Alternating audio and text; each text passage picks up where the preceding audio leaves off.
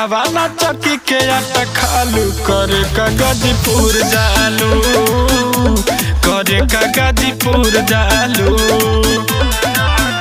अरे कावाना बेबी कावाना चक्की के आटा खालू करे का गाजीपुर जालू करे का गाजीपुर जालू।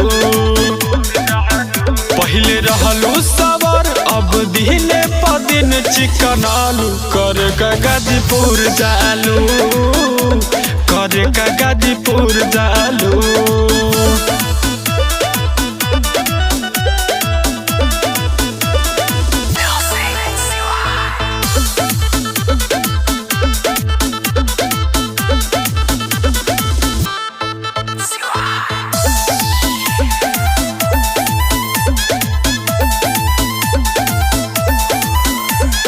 पड़ल बा तुहरा पीछा पुरवलू ना इच्छा मोहम्मदाबाद के बाबे मोरा बहुते दुख तू हो गइलू खुद विकासमाबाद से। हाँ पड़ल बा तुहरा पीछा पुरवलू ना इच्छा मोहम्मदाबाद के बाबे मोरा बहुते दुख तू हो गइलू खुद विकासमाबाद से। जानू ताजपुर रोजे ताजपुर डे हम भेटालू करे का गाजीपुर जालू करे का गाजीपुर जालू। की कावाना हाँ कावाना चक्की के आटा खालू करे का गाजीपुर जालू करे का गाजीपुर जालू।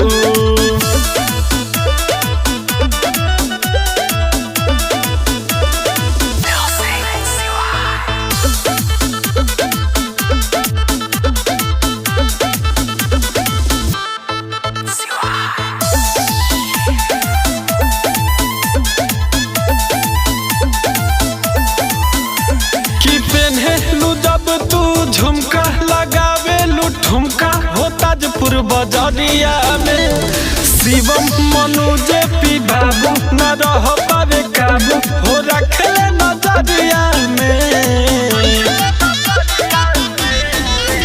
हाँ पेन्हे लू जब तू झुमका लगावे लू ठुमका हो ताजपुर बजरिया में सतेंद्र मनु जे पी बाबू न रह पावे काबू हो रखले नजरिया में। कबो